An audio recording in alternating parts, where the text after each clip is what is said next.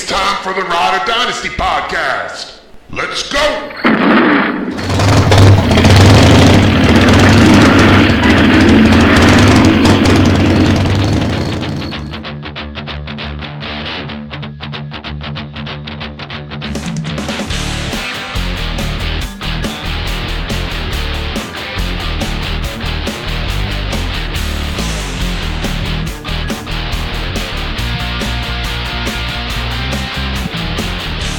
Welcome to the Rider Dynasty podcast with Ryan Bickerstaff, JJ Wenner, and your host, Michael Kloss. If you smell what our pod is cooking, yes! If that doesn't get you hype, then you just need to turn this off, maybe rewind it again, and let's get back into it. This is the Rider Dynasty podcast.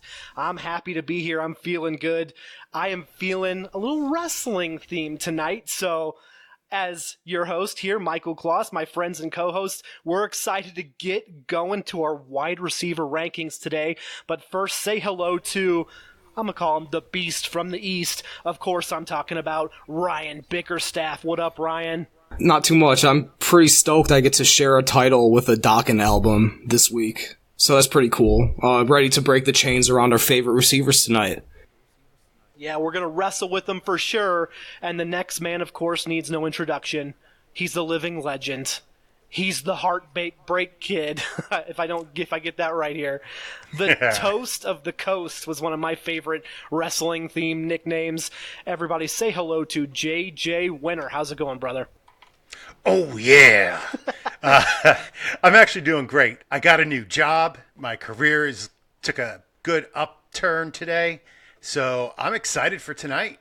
Yeah, man, and I'm excited for you. Congratulations on the new job. I've got even more great news for you. You already knew this, but for our listeners, our special guest from the last two episodes, certified athletic trainer Nick Mirabito, he's no longer a special guest. But he is pretty special. But guess what? Not a guest anymore. Nick is now a fixture with us at Rider Dynasty as our expert injury analyst.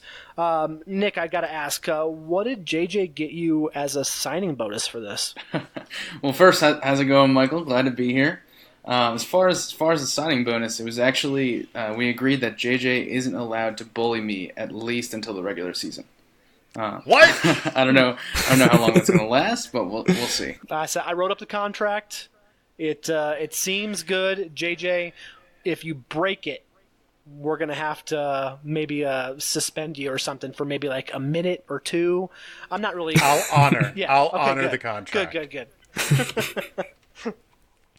I know that it's pretty nice to have Nick along with us, huh, JJ? Absolutely. Nick is going to be joining us on the pod whenever possible to break down all the latest injury news and provide his fantasy insight to all of our riders. Yeah, let's get it going. All right, so we're going to throw you to the fire right away for your first segment. JJ, what are we calling it? We're calling it Nicked Up with Nick Mirabito. I just want to say my buddy Dan, who's now an avid listener of the pod and considers himself to be a very dedicated rider, he's just super psyched about the name for this segment. He's been pushing for it for weeks now. Nice. So then let's just get going. Let's start off with the highly touted rookie. That's A.J. Brown. He hurt his leg in late July. He's still not practicing, but again, according to reports, still making progress. Can you tell us what's going on with the second-round pick of the Titans? Yeah, so Titans head coach Mike Vrabel comes from the Bill Belichick school of keeping as many secrets from the outside world as possible. So I definitely had to do some digging on this one. Like you said, Michael, they are just calling it a, quote, leg injury, which after watching the video and seeing, kind of monitoring his progress, it seems like a soft tissue injury, possibly his calf. He's been seen working off to the side with Titans athletic training staff during practice, and we see that these soft tissue injuries all the time happen to rookies who come in, and their work habits drastically change, especially with, that draft prep that basically replaces their off season. So him being back out on the practice field is a good sign, since the last step before any return to play is conducting sport-specific drills. So this is something that if it lingers, it could affect him for this year. But from a dynasty perspective, I don't know if you're relying on A.J. Brown so much this year anyway. More on his team situation as opposed to his injury. All right, so Andrew Luck says he'll be ready for week 1, but a nagging calf injury is bothering him so far at training camp. Is this something we should worry about? Yeah, so this Andrew Luck calf situation has started to make me feel a little leery because of how long it's taking him to kind of progress through this thing. He missed OTAs because of this injury, and now it's started to linger into training camp. Naturally, the Colts are going to be ultra conservative and be extra careful with him because of how important he is to their success. Both he and the coaching staff have maintained that he should be good for week 1. And a report actually came out just a few hours ago from Zach Kiefer, a beat writer for the Colts.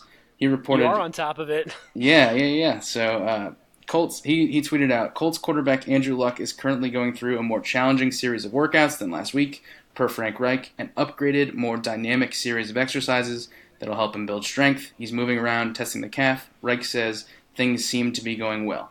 So, the fact that he's ramping up his workload is a really good thing, and that's, something that you want to see from him before you move him forward into team drills.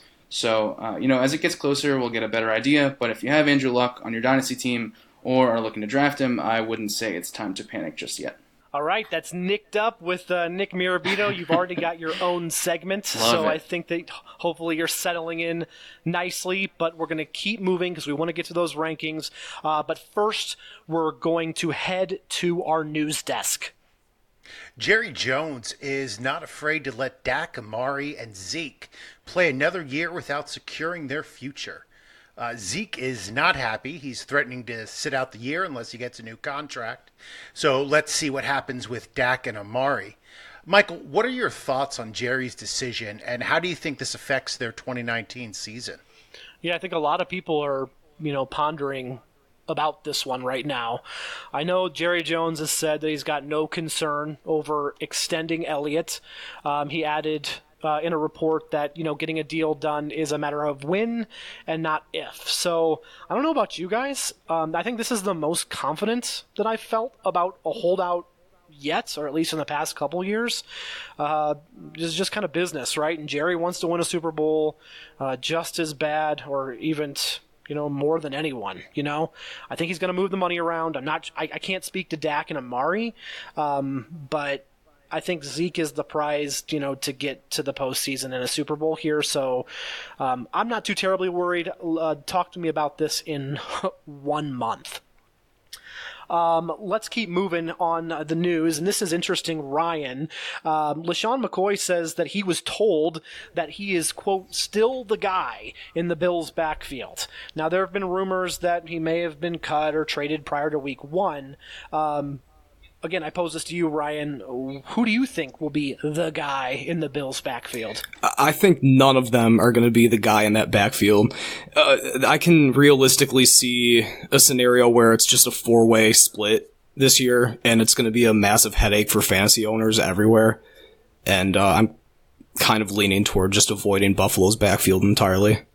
So Deontay Foreman was cut by the Texans after not showing the proper work habits. The Colts were able to pick him up quickly. Nick, do we see any chance of fantasy relevance on the stacked Indy offense? No, he stinks. No, seriously though.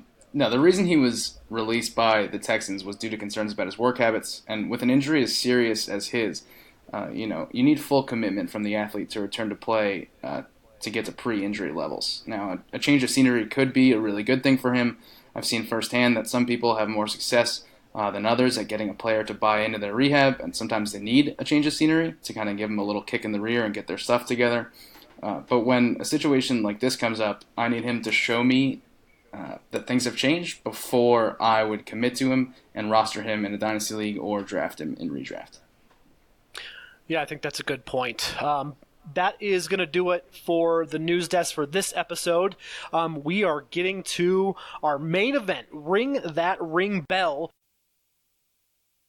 We are talking about wide receivers. Now, Ryan, if this is the first time people are listening to us, can you please break down what we're going to be doing today with our rankings of wide receivers, please? Just like we did with our quarterbacks and running backs, we're going to run through our top 36 combined Dynasty wide receiver rankings. We'll go through tiers like we did with both those position groups. We're going to settle disparities and ties the old-fashioned way by hashing it out with some good old-fashioned debate. Also worth mentioning, when ranking these players, we were thinking about a 3-year window. If you're looking at anything more than that, you're doing yourself and your Dynasty team a disservice. So then, let's get right to it. Here we go, our top 36 Dynasty wideouts. And I think how we're going to handle this first tier, is a lot of players that everyone knows about, right? So I'll start and I'll rattle this off, and then we'll share our thoughts on our top 7 in the tier. We have DeAndre Hopkins, ranked number 1. Devontae Adams from the Packers follows. Juju Smith-Schuster is number 3. Michael Thomas is 4. Odell Beckham Jr. we have actually at 5. Julio Jones is still putting out numbers at 6. And rounding out our tier is Mike Evans at 7. Now, JJ, I'm going to pitch to you first. Of that group, and your own personal rankings, who do you like and who would you like to talk about right now? I love Michael Thomas. I have Michael Thomas as my number 1 Dynasty receiver. I think all of these guys are in a pretty tight bunch. I'm going to lead to the guy who has the most production, the most consistency over his career so far. He has not had a bad season. He has, knock on wood, not suffered any injuries. I don't know how much longer Drew Brees is going to play, but I think that with Teddy Bridgewater there is a good bridge to the future for Michael Thomas. So I don't see his numbers dipping at all for the next 4 to 5 years. Ryan, who you repping? I'm gonna plant my flag on Mount OBJ. I think that he finally has a real quarterback to get the ball to him. That Baker to Beckham connection is going to be deadly this year and into the future. I'm not worried about their personalities clashing. I think they both just want to win. Winning cures everything. So as long as that team is doing what they're supposed to, I think it's going to be copacetic in Cleveland, and it's going to be must-watch TV. Yeah, I agree with you, Ryan. I really like Odell a lot, but I'm going to talk about Mike Evans for a second here. I really like all of these guys. But I think Mike Evans is a little bit underappreciated when you talk about this top tier of wide receivers. He just continued to produce year after year, no matter who his quarterback is, whether it's Jameis, whether it was Ryan Fitzpatrick. And, he has Bruce Arians as his head coach now. I'm more of a fan of his than Dirk Cutter. So I don't see any reason why you can't rely on Mike Evans as wide receiver 1 this year. I kind of personally, I've got Hopkins as my number 1, but Devontae Adams is very close behind. I think that he's shown that he's quarterback proof, and hopefully he gets a quote-unquote bounce back from Aaron Rodgers, especially with a new head coach and a new system where maybe Rodgers might be more apt to call the plays that are called. Either way, Devontae Adams was almost 100% in double-digit fantasy points this last year, and I think that tandem of him and Rodgers are going to be exciting for 3 years at least, and more to come. So our tier 1 again, we've got Hopkins, Adams, Smith-Schuster at 3, Thomas at 4, OBJ at 5, Julio Jones at 6, and Mike Evans comes in at 7. So that puts us at number 8 and starting our second tier. JJ? Yeah, our Tier 2 starts at number 8 with Stephon Diggs. Kevin Stefanski steps in this year as offensive coordinator after working under both John DeFilippo and Pat Shurmur. So we can expect him to follow the trend of targeting his wide receiver 1 and wide receiver 2 exclusively. Over the past 2 seasons, one with Shurmur and one with DeFilippo, the average targets for the wide receiver 1, 2, and 3 are 148, 122, and 44. So you can see that they are completely focused on their 1 and 2. Diggs is only 25, and he is a safe pick for a top 10 Dynasty wide receiver. Number 9, we have DJ Moore. It seems the cat's out of the bag on Moore as his ADP has skyrocketed over the course of this offseason. I've actually had to reject a few trade offers for him in one of my leagues so far, including one today. Somebody tried sending me Deshaun Hamilton and 2021 second rounder for him. I said no. Nope. No way. Yeah. Moore has the talent to be a top 12 receiver in this league for a long, long time. With a healthy Cam Newton heading into year 2 after a quietly impressive rookie year, Moore is in perfect position for a breakout in 2019. Last year, he had 960 total yards, but his fantasy value was brought down by his lack of touchdowns. But that number will increase as he steps into a role as a full-time starter and go-to target. Get him now while you can. Yeah, all those Twitter videos are not helping. Oh my gosh. That's all that my feed is, I swear. So DJ Moore, number 9. I'm going to follow up with Keenan Allen at 10. He's interesting to me. I think you guys would probably agree. I personally think that Keenan Allen's matchup proof. I like him in PPR leagues. I'm not worried about Rivers potentially retiring in a few years. He's going to be 27 years old. He was 4 yards shy of putting together back-to-back 1,200-yard receiving seasons. He's 2 years removed from injury seasons, right? We also know he's a second-half performer.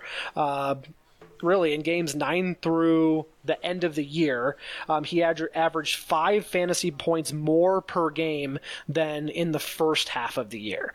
Now, does that scare you at all? I'm not quite sure.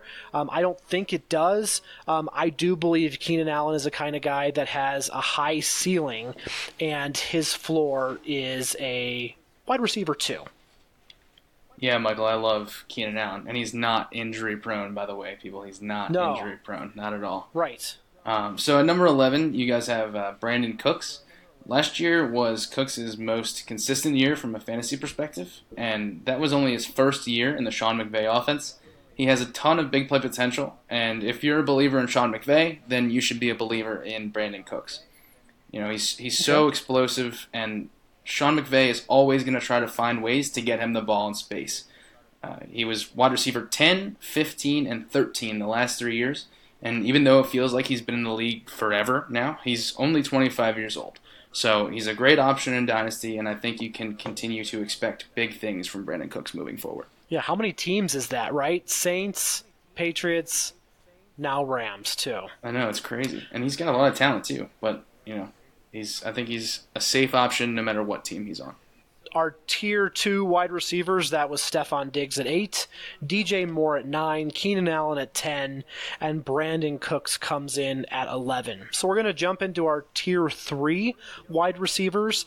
Again, I'll kick it off here with T.Y. Hilton we have at 12. He kicks off the tier 3 wide receivers, and this was honestly a type of guy that I started off low, and then I really changed my mind after looking at stats and then honestly having conversations with you guys on the pod and with people on Twitter. He'll turn 30 this November. But he's got, again, we talked to if Andrew Luck is healthy, arguably a top 2 dynasty quarterback throwing to him. Hilton has gone over 1,000 yards in 5 of his last 6 seasons. And that year that he didn't get there, right, he was catching passes from Jacoby Brissett. He's a clear number 1 to me. I think that, the Indianapolis has just that, whether it's concern or whatever you think of with just the running game, they're going to look to T.Y. often, and he's going to put up some similar numbers. T.Y. Hilton at number 12. At 13, we have Antonio Brown, or Michael's favorite nickname, Mr. Big Chest. Forget about his chest, Michael. Have you had the unfortunate experience of seeing Antonio Brown's feet? Unfortunately, yes. Are we calling the toe bro for him? I don't know if anybody watched that show, but Nick, what's going on with his feet? I've seen some gnarly feet in the athletic training room, and this is right up there with the rest of them. Pro Football Talk's Chris Sims said that someone close to the situation claims that he got, quote, frostbite. after being in a cryotherapy chamber without proper footwear. That's not frostbite. Looking at that picture, if it was frostbite, it would have affected his toes, not so much the middle part of his foot where you have more blood flow. So to me, it looks more so that the skin has started to peel off, possibly due to a combination of working out a lot and having too much moisture surrounding his foot for a long period of time. So he's seeing a foot specialist right now, and they're probably going to have to debride or remove the infected skin. It wouldn't surprise me at all if he's already on antibiotics, or if it is maybe a fungal infection, an antifungal. I would classify this as more of a nuisance rather than anything that would keep him out of any meaningful games. I think the one thing you have to worry about, though, is if this will limit his development of any rapport with Derek Carr, right? But I think you guys have him at a pretty reasonable spot here, considering that he's 31 years old and in a new offense with a QB that many people feel isn't very good. He's still Antonio Brown, still super talented and a tireless worker, but there is definitely some non-injury concerns that I think you have to take into account with AB. All right, at number 14, I have Adam Thielen. Everybody seemed to jump ship after Thielen had a drop-off after starting 2018 with 8 straight 100-yard games, but of course he did. If he continued performing at the same pace, he would have finished with 148 receptions for 1,850 yards and 12 TDs. I mean, come on, he had to slow down. His pace for the second half, where he was horrible, would have been 78 receptions for 900 yards and 6 TDs. That's a wide receiver too, and that's his floor. I'll take that as my floor any day of the week and twice on Sundays. Now, at wide receiver 15 and 16, we have our first and only tie amongst our wide receivers. So we're going to play a quick game of opportunities and obstacles. Our wide receivers are Super Cooper Kupp and Kenny Alladay Galladay. Michael's going to tackle Kupp, and Nick will dish on Kenny G. All right, so we got to break this tie here. Let's see. I'm going to start with Cooper Kupp. I would say an opportunity for Cooper Kupp is the Rams offense, and again, that rapport with Jared Goff, right? So Kupp was on pace for 80 receptions, close to 1,000 yards on a team that could have produced 3 1,000-yard receivers, would have been the 6th group to do so in NFL history, right? An injury, obviously, the Rams did not get. Now, keep in mind with Kupp, I read a stat that said he averaged 14.1 yards per reception last year. That is a ton, right? He's got a lot of big play potential. We saw it in that game against the Vikings last year. Whereas, Cook, if you look at some, has more air yards per reception. Kupp can break those plays wide open. I do like him. I've said on this podcast before that he's the number 1 wide receiver on the Rams. I'm going to stick with it. I think that a healthy season for him will be just a huge benefit in a Rams offense that might even throw more this year. Now, the obstacle, and I know that we're quote-unquote competing here, Nick, but you can help me with this. And when I win, you can take the assists as, still half the trophy. The competition, right, is an obstacle because there's a reason there's only been 5 teams in the history of NFL that have produced 3 1,000-yard receivers. Plus, he's coming back from that ACL. Now, I've heard that it's about 9 months or more to return to play. You can help me out with this one. Is that correct? Yeah, Michael. The rule of thumb that I always go by is 10 plus or minus 2 months. So you're right in that range there. And Kupp tore his ACL in early November last year, so we're almost at 9 months now. If I did that counting correctly. Okay. So during OTAs, he went through some sports-specific types of things, individual work, but now he's been fully cleared for contact. So it's the medical staff's job to keep an eye and see how he responds to contact, getting hit, and continue to monitor him. Watching him run in some of the videos that are coming out of practice, he doesn't quite look to have his full burst and explosion back. He's still maybe adjusting to playing at full tilt again. So I see him as a guy who may start slow, but I think he could surge, as the season progresses. And then... Well, that was one That was one heck of an assist, Yeah. Nick. I will say. You didn't need to do that at all, but can you weigh in on an opportunity and obstacle for Kenny Golladay? Yeah, absolutely. We'll see if I can beat myself here. So an opportunity for Galladay. You know, he's clearly has the frame of a prototypical stud wide receiver, right? And we've definitely seen flashes of his potential last year. He's entering his third year now, which is a big year for wide receivers in the NFL, and he's clearly the number one receiving option with the possibility of maybe some more targets coming his way since the release of Theo Riddick. Depends on how you feel about Kerryon Johnson as a pass catcher. The obstacle for him, you know, right now he's being drafted ahead of other guys like Brandon Cooks and Tyreek Hill based on just his potential. You know, he had a nice year last year, but Kerryon missed some time. Marvin Jones missed the majority of the second half of the year, so, you know, he was able to eat up some of those targets. He was also pretty inconsistent last year, you know, so some fantasy owners might want to see a little bit more consistency from him in order to fully buy in. All right, JJ, who do you like? I have to go with Kupp on this one. I think everybody made some good points. I think Kupp being in the more high-octane offense lends to a better prognosis for him. Kenny Golladay is in a run-first offense, which is going to hamper some of his upside. Yeah, but remember what Nick said about Cooper Kupp as well, is just to make sure and watch some of that training camp video if you have access to it, just to see if he can get that burst back. For the record, give me the smooth jazz of Kenny G.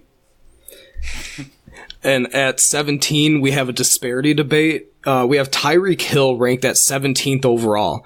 I have him ranked as my number 8 wide receiver. Michael has him at 7th, and JJ has him all the way down at 36 overall. All right, what gives, guys?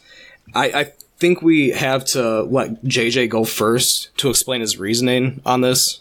I mean, just to make it simple, I will not rank Tyreek Hill higher. He's a violent predator who will repeat and get suspended. I can't see him playing all 48 games over the next 3 years. And even if he does, I don't want him. In no way do I want him. Is it outside of football? Sure. I mean, I had him lower, but I didn't want to be that unfair to the readers, so I bumped him up to 36. And that's it? No, I mean, I think that's completely fair because, you know, JJ, you've always had the conviction of that you have had, and I applaud you for, you know, staying that course. With this disparity, I'm gonna sound a little bit like a jerk here, and that's okay because all fantasy points to me in some way, with a player that, you know, has this kind of talent, are fairly equal. I think it's terrible what Tyreek Hill did, but he's on the best offense with the best quarterback, and again, I like his talent. Like I said, we've talked about the chemistry before between him and Mahomes. I don't think it's fair to talk about him being an up and down or a boom or bust player anymore. You know, had the best statistical season last year, over 1,400 yards, 25 years old. I have to count that he's going to play the next 3 years. And if you sold him in the past 6 or 8 months, you sold him just for a little bit, and I don't want to say you're kicking yourself because there are people out there like JJ, which again, if you don't want him on your team, I applaud that.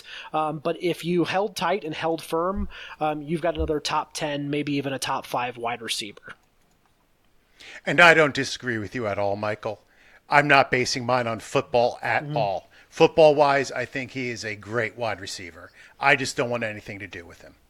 That's fair. You just kind of, again, as a listener and as a fantasy football player, you just have to kind of, again, evaluate and decide what's more important to you. Well, Ryan, what's more important to you? All right, winning. Winning is most important by any means necessary. I thought so. Yeah, I think I have to go, you know, I understand the premise of not wanting him on your team. JJ, what do you feel about the idea of drafting him to trade him? What kind of trade value do you think you can get from Tyreek Hill? I think you can get, 3 firsts? I don't see him going for any less than that. I mean, if somebody wants him, they're looking at him as a top 12, a wide receiver 1. And you're not getting a wide receiver 1 in a 12-team league for anything less than 3 firsts or the equivalent in players. So, Ryan, go ahead. Number 18, who do we have? We have Amari Cooper at 18. All right, Cooper has been inconsistent in his career, yes. But he has also dealt with inconsistent quarterback play and poor coaching.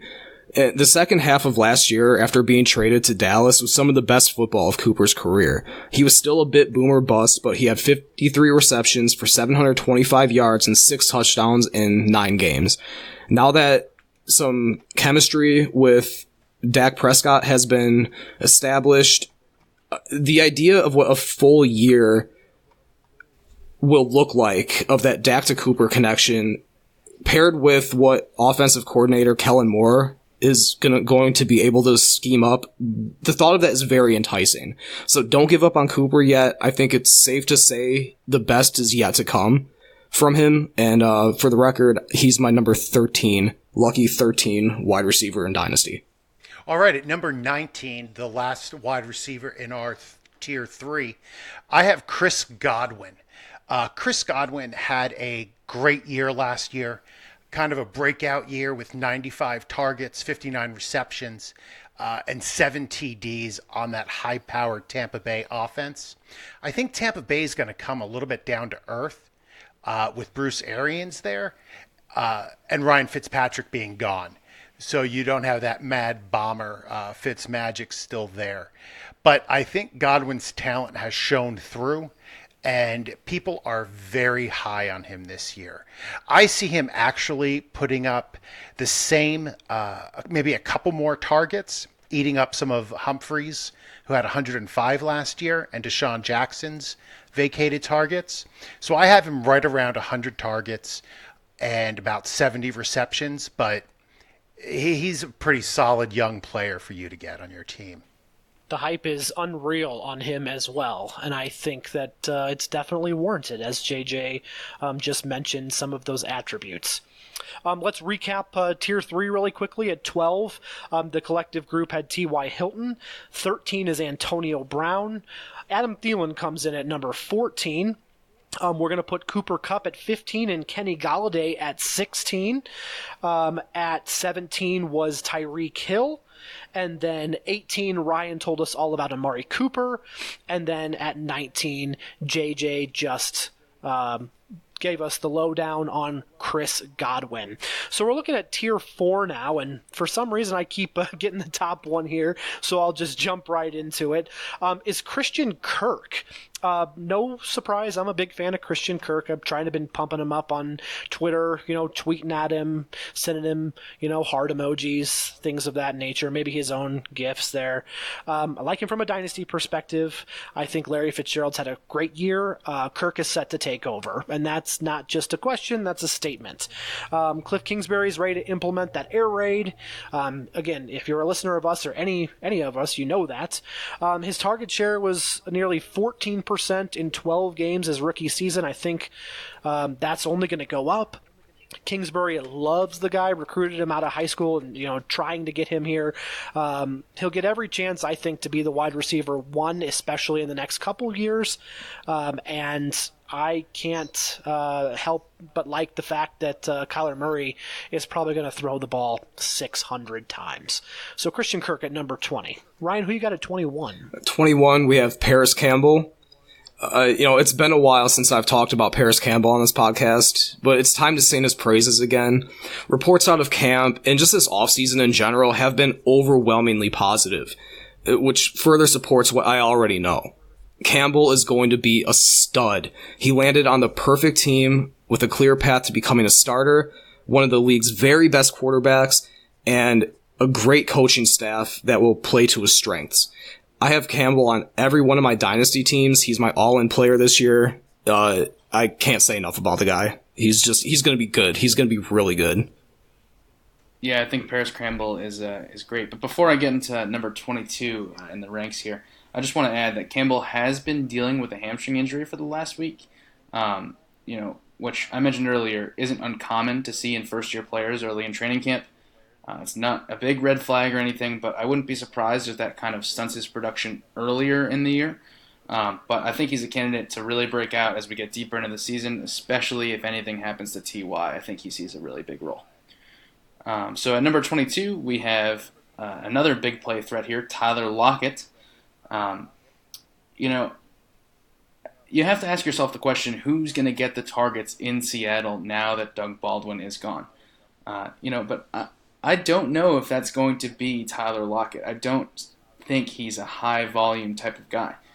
He only had 70 targets last year, and it's not like Doug Baldwin was the Doug Baldwin from previous years that we remember.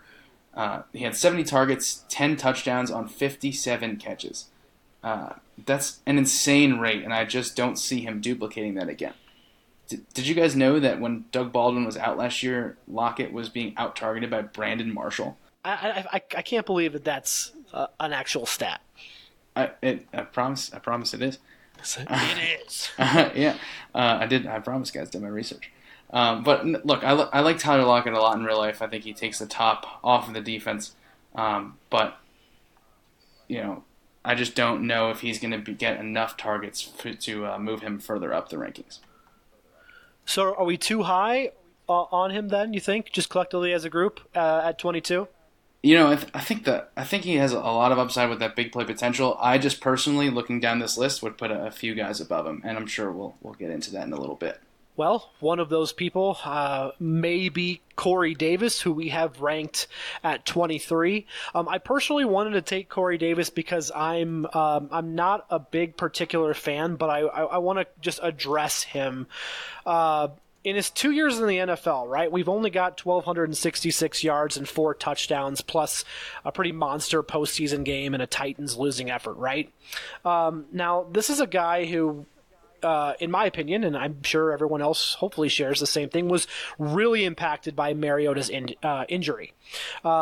Just because really he hasn't lived up to the hype of a top 5 pick yet doesn't mean that he won't, right? You got a clear-cut number 1 wide receiver on a team, regardless of who his quarterback is, and I think that's at least counts for something.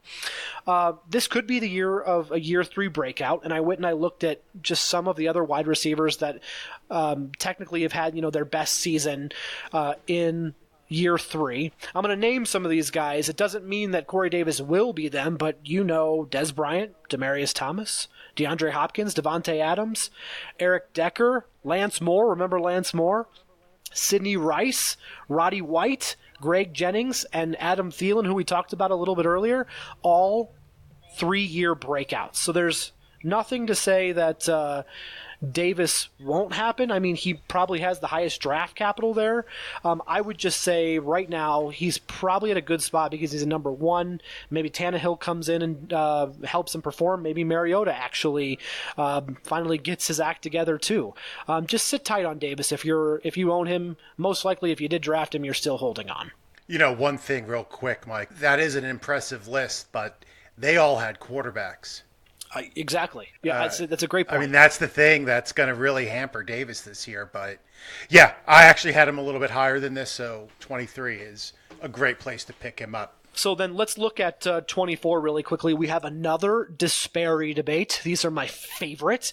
Ryan, you love Calvin Ridley, ranking him at 16, while JJ, you're not so hot on Ridley here, who led all rookies in receiving yards last season. So Ryan, you have him ranked higher. Let's hear you first. What's not to love? Ridley's the number 2 receiving target on what could very well be 2019's top passing offense, and as long as Matt Ryan is in Atlanta, it's going to be like a top 5 potential offense into the future. He finished as a wide receiver 18 in standard, and he was a wide receiver 22 in PPR as a rookie. No, he will likely not have 10 touchdowns again this year. However, he will see an uptick in yards and receptions. I'm predicting 1,000+ yards in 2019, and 7 to 8 touchdowns isn't out of the question. If I'm looking out 3 years, I see nothing that gives me pause to ranking him this high, and he should maintain a solid wide receiver 2 status in that time window and beyond. Matt Ryan has never had a wide receiver 2 with over 100 targets. I've noted this before, but I'll repeat it for the back of the crowd. Matt Ryan doesn't have wide receiver twos with over 100 targets. So if Ridley doesn't get the targets, he's not going to get the touchdowns. He's going to be a low-end wide receiver 3. And did I mention that he entered the league as a 24-year-old? He's the same age as Brandon Cooks. I just don't see the upside with Ridley. He is not going to score that many touchdowns. He's not going to get that many targets.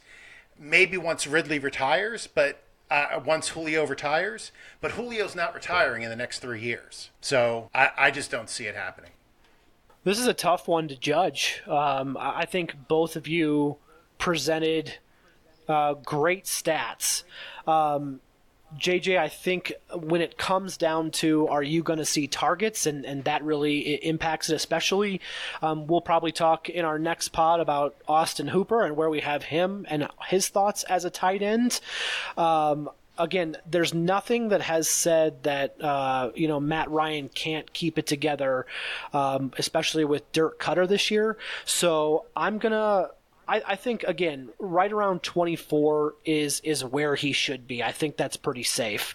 So I'm going to make you both mad and not rule in either favor, because I think that was a great presentation, and agree with the collective group and say I think 24 is as a wide receiver 2, probably around where we have him as a back-end wide receiver 2.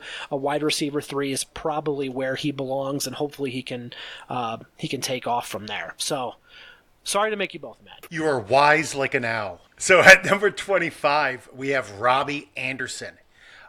I love Robbie. I can't lie about it. I'm a Jets fan, and I love Robbie. He and Darnold got into a rhythm towards the end of the season, and they're going to make beautiful music together for the next few years, and I'm just excited that I get to listen to it. So I love Robbie Anderson and his big play potential. 26, I don't know if it's very much a surprise. I think this is exactly where this player should be, but I'm a little nervous. N'Keal Harry, a rookie, right, out of Arizona State. Now, we know Tom Brady just got extended for another 2 years, and there's some drama going on with his house that I'm not even going to address. That makes all wide receivers on this team valuable for probably the next 2 years. If this were redraft, this would probably be Julian Edelman's spot, right? I don't know, again, target share and how that's going to happen with N'Keal Harry, but I do have faith that Harry will break out at some point. Again, watching his college tape, he can really do just about everything. I think there's a reason that he went top 3 in rookie drafts. If you pair him with Brady and Belichick, he's a smart receiver. There's no Gronk right now. Who knows what's going to happen with Josh Gordon, but this is a real game changer on the field. So N'Keal Harry at 26. Nick, how about 27? Yeah, 27, we have Robert Woods, the last of the triumvirate at wide receiver on that LA Rams team. And I got to say, I think he should be up maybe a little bit higher in these ranks. He finished as wide receiver 11 last year, and I realized that Kupp was injured, for the back portion of that season. But that offense is still just so potent. And he's just, steady as it goes. According to Mike Tagliere of Fantasy Pros, it required at least 11.7 PPR points per game to finish as a wide receiver 3 last year. And Woods hit that mark 87.5% of the time. And the only other wide receivers that did that were Devontae Adams, DeAndre Hopkins, and Antonio Brown. So that's some pretty elite company. When you get Robert Woods, sure, he doesn't have the upside of, say, a guy like Christian Kirk. But I think that, he's just a steady hand that you can trust on when you draft him. It's so funny, too. In fantasy, we love that sex appeal, right? We love to just get and have man crushes on our team. Nobody wants Lamar Miller. Nobody wants Robert Woods, but they're very serviceable. So a 27 ranking from the Ryder Dynasty Crew. All right, Nick and I are going to tag team number 28. That's Tyler Boyd. And I think Boyd is an exciting player. He could very well shoot up these rankings here in the next 2-3 weeks, maybe just in the next month. Now, everybody wants to look at opportunity. I like his ability too, right? 76 receptions, over 1,000 yards last year. He looks comfortable on tape. Zach Taylor is a Sean McVay disciple, offensive-minded, right? And I see Taylor implementing just some of those concepts. Boyd was 16th ranked wide receiver in half-point leagues, and we have him at 28. I think that's a steal. He'll probably, if you're looking at, probably because we like a lot of other wide receivers before, I just talked about sex appeal, right? Everyone wants to talk about AJ Green too, but Boyd averages 15 more yards per game and nearly about 1.5 targets per game actually with Green on the field. So I would even welcome Green back on the field and see Tyler Boyd's production. Yeah, and I just want to say I'm a huge Tyler Boyd guy. We share an alma mater, so I will admit I am a little biased. But I'll tell you, I was so impressed with Tyler Boyd, even seeing him play back at Pitt. This guy destroyed Larry Fitzgerald's receiving records at Pitt in 3 years, while in a very run-first team because of just putrid quarterback play. Like, real quick, I just want to read off some names to you guys. Tom Savage, Chad Voitek, Nathan Peterman, Andy Dalton, Jeff Driscoll. That's who's been throwing Tyler Boyd the ball since before he was able to buy a drink legally. Hall of Fame quarterbacks right there. Yeah. So, this guy... He's just for sure. Up, no, for sure, Michael. No, but look, this guy has a ton of talent, especially from a route running perspective. He received Keenan Allen comps coming out of the draft just a couple years ago. And I think that last year was just the beginning for Tyler Boyd. So I truly do believe that he's a half-decent quarterback away from being a Keenan Allen-type fantasy option. And just to review our Tier 4 receivers, we had Christian Kirk at 20, Paris Campbell at 21, we had Tyler Lockett at 22, Corey Davis at 23, Calvin Ridley at 24, Robbie Anderson at 25, and N'Keal Harry at 26, Robert Woods at 27, and Tyler Boyd at 28. Kicking off Tier 5 at number 29 is my man Kiki Kuti. Kuti was hurt last offseason. He had a hamstring injury and struggled to get healthy and couldn't stay on the field during the year. So how do we know what the Texans think of him? I think we just look at the playoff game against the Colts. He had 14 targets, 11 receptions, 110 yards, and 1 TD in an otherwise poor offensive outing by the Texans. Hopkins needs a wingman, and Kiki fits the bill. I love Kiki. Nice. I'm still kind of about the Tyler Boyd take there. I need to move him up in my rankings a lot. Yes, Ryan. Yes, you do. Everybody does. Anyway, we're going to move along then to number 30, where we have Cortland Sutton. And I'm the highest among us on Sutton. Where I think he comes in at 26 in my rankings, and I have him on one of my dynasty teams, so I thought I would talk about him here. I like Sutton coming out of college, and while I didn't love his landing spot, he was able to put up respectable numbers as a rookie while playing with Case Keenum as his quarterback. Joe Flacco was a clear upgrade this year. Sutton also now has a year of NFL experience under his belt after playing against lesser competition at SMU. He has prototypical wide receiver one size, around 6'4", 220, based, depending on the source. And he's a good athlete to boot. A year two jump is highly likely. With Emmanuel Sanders getting older and returning from a major injury, the receiver one role in Denver is ripe for the taking, and I think it's a role that Sutton will win and hold on to for at least the next 3 years. Nice. At 31, we have AJ Green. Now, I had AJ much higher on this list prior to his injury. He's a brilliant player who just couldn't escape the bungles. If he had been on any other team, he would be mentioned among the all-time greats. If he can get healthy, and I believe he's a free agent after this year, so if he can get healthy and sign somewhere else, I believe he can easily be a wide receiver 2 for the rest of his career. I mean, put him on the Patriots, put him on the Eagles, put him anywhere but in Cincinnati, and I think you'll see him shine and get rid of this stigma that surrounds him. Well, when Cincinnati finishes with the worst record in the NFL this year and lands Tua Tagovailoa, he might want to have AJ Green might want to stick around in Cincy. So 32, we're coming in with Dante Pettis. I'm continuing my theme of year 2 breakouts. This is my third one.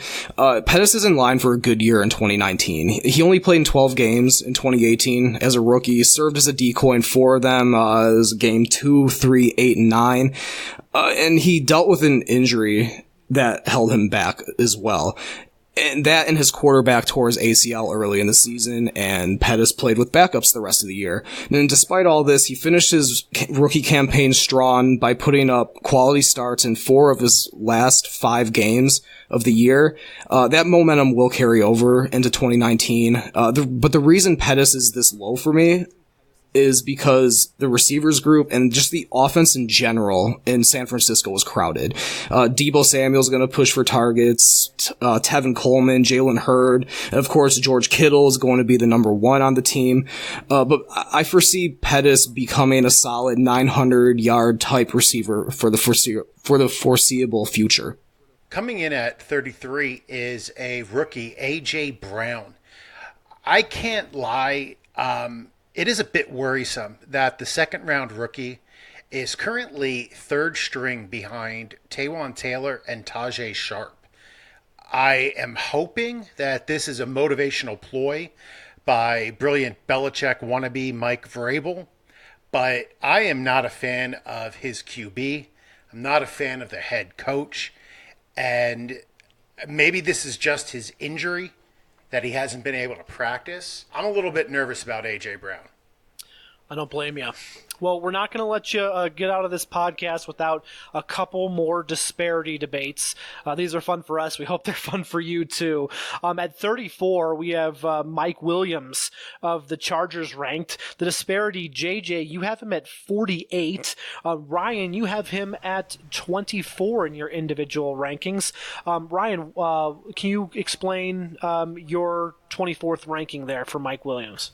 Yeah, definitely. Williams finished as the wide receiver 20 in standard formats last year behind the strength of his 11 total touchdowns. He came in at 32 in PPR.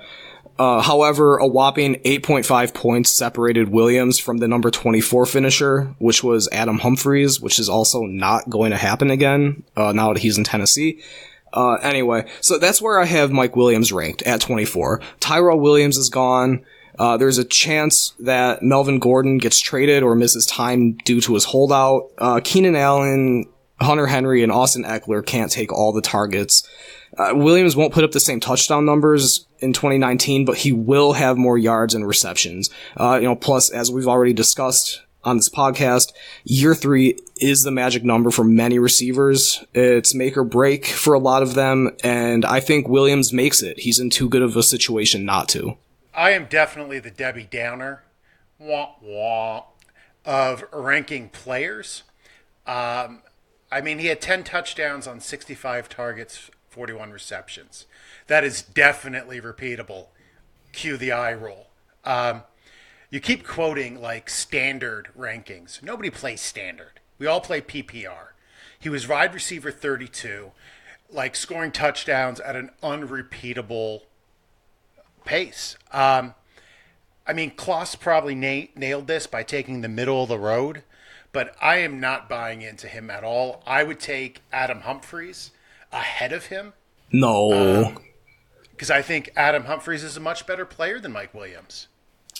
All right, JJ, I was about to rule in your favor. I was so close. And then you said Adam Humphries is better than Mike Williams?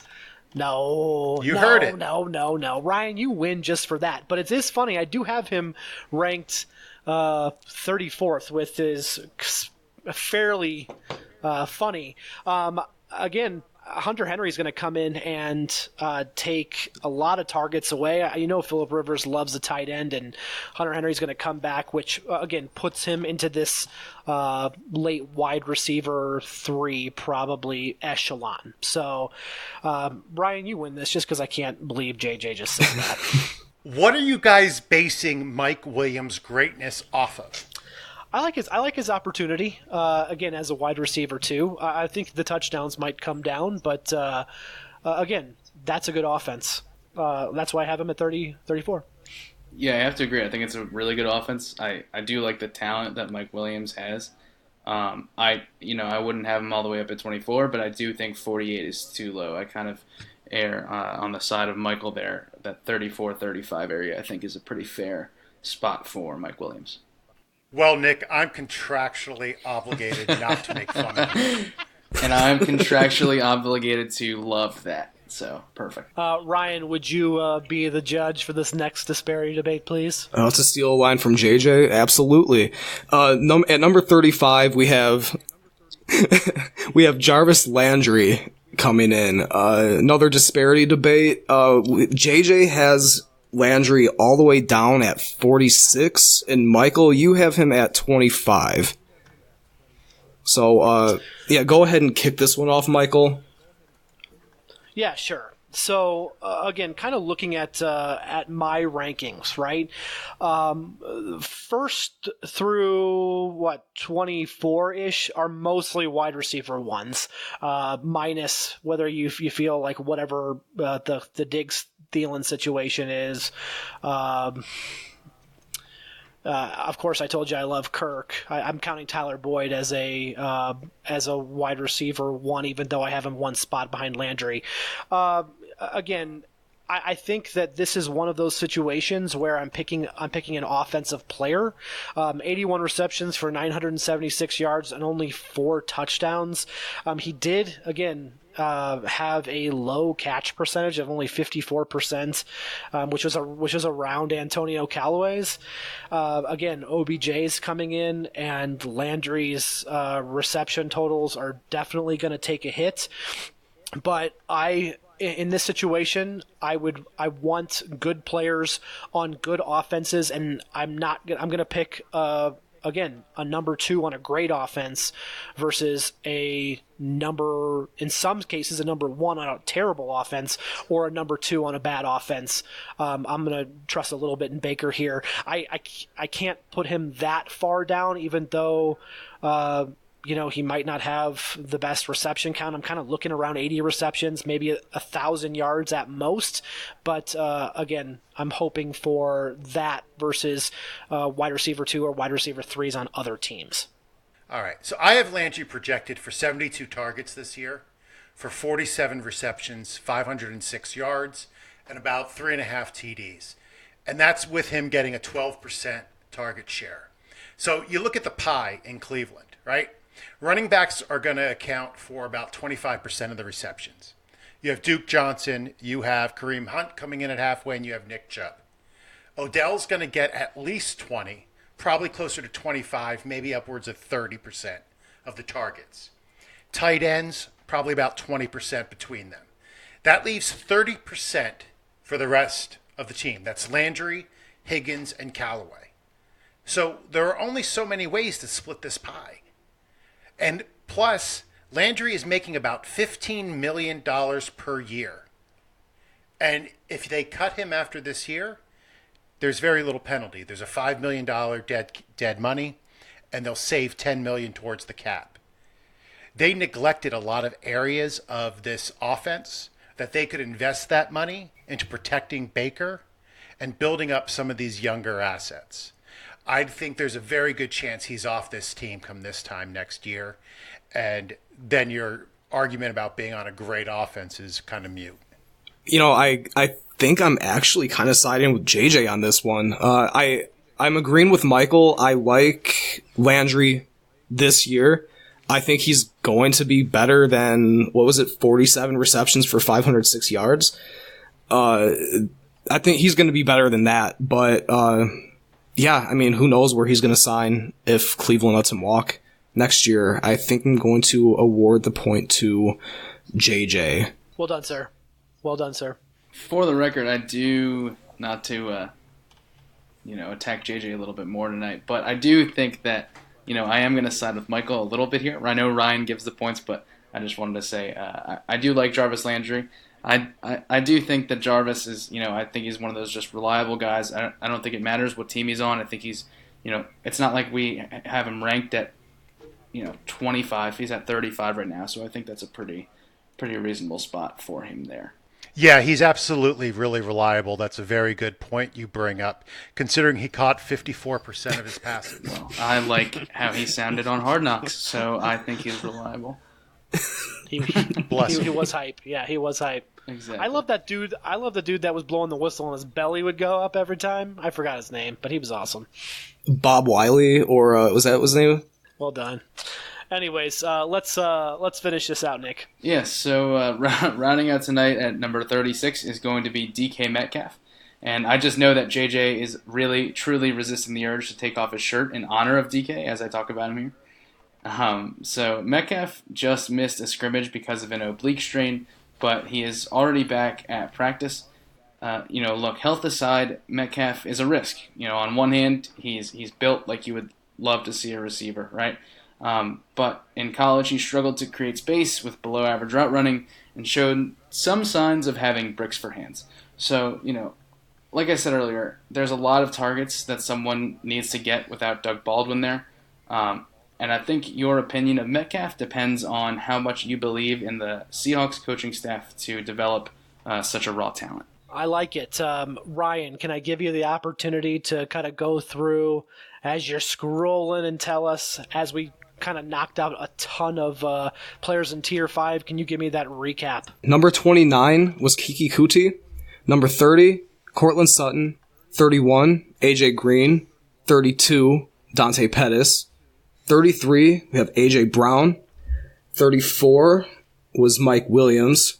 35, Jarvis Landry, and rounding out our top 36 was DK Metcalf. And Michael, one thing that Ryan and I were kind of discussing off air is how we had about 28 receivers as wide receiver threes. There are a lot of pretty solid receivers in the league right now. Yeah, absolutely. I mean, to steal from, you absolutely here. We didn't even talk about, Allen Robinson? We didn't even talk about Alshon Jeffrey, maybe, that maybe might have cracked it. We didn't talk about Sammy Watkins. I know that my boy. That kind of hurts you. So, there is a ton of talent, and I just kind of urge everyone, make sure you're staying on top of RiderDynasty.com and our Twitter at RiderDynasty, as we're going to continue the discussion about more wide receivers here as we go. Ryan, was there anybody else that maybe quickly you wanted to bring up? Oh, Curtis Samuel, the wide receiver 2 for the Carolina Panthers. He flashed a lot last year. He's going into his third year also. I think he could be in line for a big 2019 campaign. All right, well, that's awesome. Nick, I'm going to say thanks for joining us again, but now that you're a part of the crew, hopefully we'll see you next time. I already kind of talked about our Twitter and our website.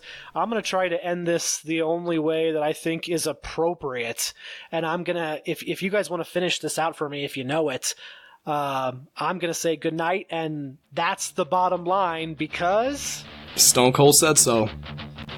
You know it. Have a good night. Catch you in the next one. Boat drinks. Thank you for listening to the Ride or Dynasty podcast. If you have enjoyed the pod, please subscribe and leave us a rating and review on iTunes. Follow the guys on Twitter at Ride or Dynasty. You can follow JJ at JJ Wenner. Ryan is at BixPixFFB. And Michael is at Michael S. Kloss. Check out our website, rideordynasty.com. And remember, we have your back.